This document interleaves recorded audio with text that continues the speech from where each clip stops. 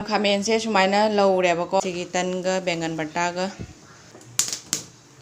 mayam morok simu hape morok simu sumaina ngahak aidi lauthoni duga mayam sumaina leirebako phadigom su hape manamdi jam sathina nushire mayam jengu morok atekbase kuphaja chikna chabda haudro sumaina toba morok se jam aidi phang aidi sob sumoine phangan debako do ngasi phangak pasiga sum mayam da sum uhaleini da phajaman hina morok sigi kuphaja haja hawai ga thongaga chikna chaba hawrodra jengune mayam mayam ngasi di Bangan Bharta oina tawjarage Bangan Bharta se aigi mawong da sum tawrake bako ngasi do chinau sing sum yengminasi makhatana do mayam hajik se akoi se hujik nga hele bako aidi mi sibagi leitabagi nga heli duna hinjang ye chabam khangdabi do oireba duduna ngasi se ngasi gi dinner se aina Bangan Bharta se oina tawrage aina tangane Bangan Bharta go oina charage aina do Bangan Bharta se semjarake do aigi mawong da semakke bako do kumaina semge do mayam sum yengminarase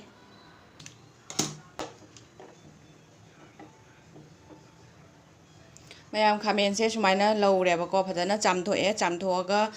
taithoga sumaina keno tawre haidi sumaina laure sumaina tha akoigi lau pot loba matamda akoigi jali gi thanaba do du leitebako leitabani na sise sumaina sum direct oina sumaina sum laure duga mayam sigi khabai se sise aina ngari gumba akoigi morok gumba sumaina chanam gumba lobagi jam nungaibako sigi khabai siga sumaina tawraga ani oina tawre sum khara yangnabagine chula se gas se ani oina keno tawrebako mai je chukhatle duga sumaina sigi khabai siga sum tawrebako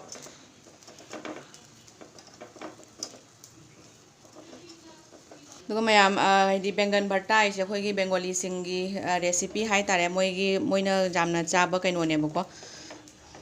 di Bengali gi recipe hai tare ne Bangan Bharta se ado jam sathi na hauri mayam hoi sum toina sum chai bako hoi di hoi husband kai ka hoi anga ichani pa hoi sum khoi family sum pame ba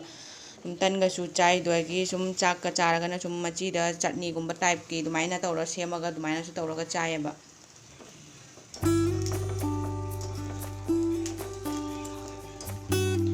mayam sigi Bangan Bharta sembase aidi chakum je kitang di chai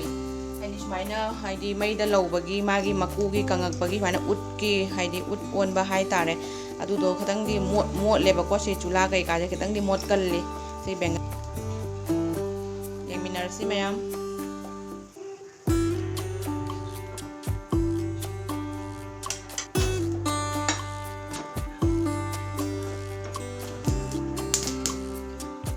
morok simu hape morok simu sumaina ngahak aidi lauthoni mai siga ai kadang ngahak khara kabak lauthoga hapasina hore hawe ba manam sina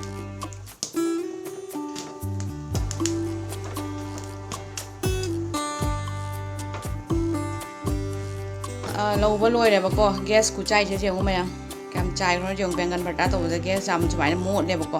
adu su kai de so how aidi chaba do hore how doini na sumaina leire aidi lauba loire bako si se nga inghalla matungda si se maku je aidi lauthok doine bako si maku akaba se loin sato ani do si su maru ka se loin lauthone bako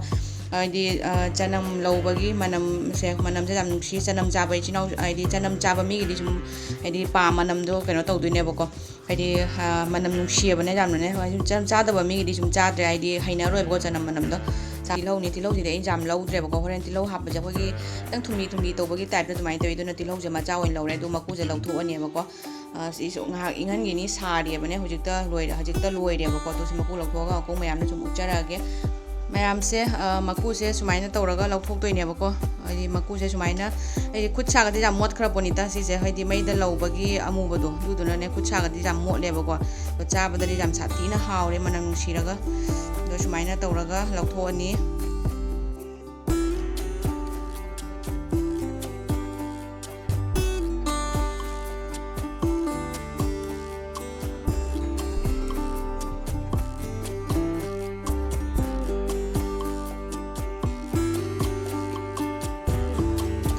mayam siga leire chanamne tilhauga doi morok ase sije hana phajana keno to di toina ba no khairane bako thum chu chum haphorage sei noibada sise grinder machine da tak ke chu yai bako do grinder machine da tak do jamna khoi gi keno smooth oi khrani bako tum kitang kha kai di kai ni mapum mapum kitang jawi jawi to bodo tilhau khangte ai di chanam se khangde morok se khangde khoi kitang mapum mapum jaw bodo tu na hawo he le bako na ai asigi tofu subagi keno se sije sum chutney kari ka to boda sum noye bako sije sum ta ye to sije sum use tawrage sije sum keno tawrage ta age ai ko khare ai smaina keno tawbasina takpasina kitang ai di machet chaba matamda kitang piece to phangbodo du na hawe na ne ai di machine grinder machine da jar da takraga di pura keno oi khani da na ko ai adana mun ngrane ba ina sige maina khara ta age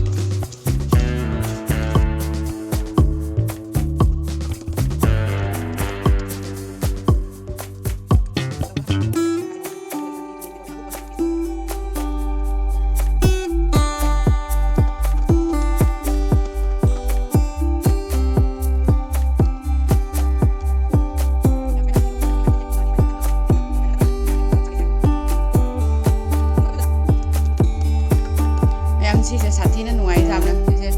u wini na ne khoi chutney gumba kai gumba maina tawbagi da ne maina haidi kai ni shu boy noi haidi met boy kai tawba se jam sathi na nuai haidi sise jamna anam da sise ne bako iro da su dugai gi khoi amet pi gumba met ba khot do gumba da su mai anam ba kut do maina morok met ba se kut jam sagal le bako anam na si mai sise na ta sise ne bai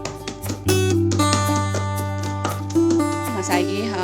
tomato se khai thoye bako ngasai tomato do aduga khamengi soina sum makam sum tawre sangna hapado hore khoi mari mari oibodo chamada nungai te bako duna piece khai thoye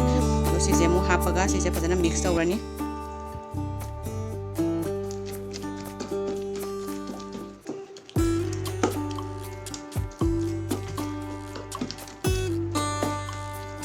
mayam loina no khaiba loire bako sumaina leire jengu mayam fazana keno tawba loire haidi takhai ba loire bako to hujik chamat sina fazana kani haidi thum morok se fazana keno tawrage haidi mix tawrani tuga mayam thau kitang ama mu hap ke bako mustard oil se chamat ama muki changda mu hapane bako thau ahing bado mustard oil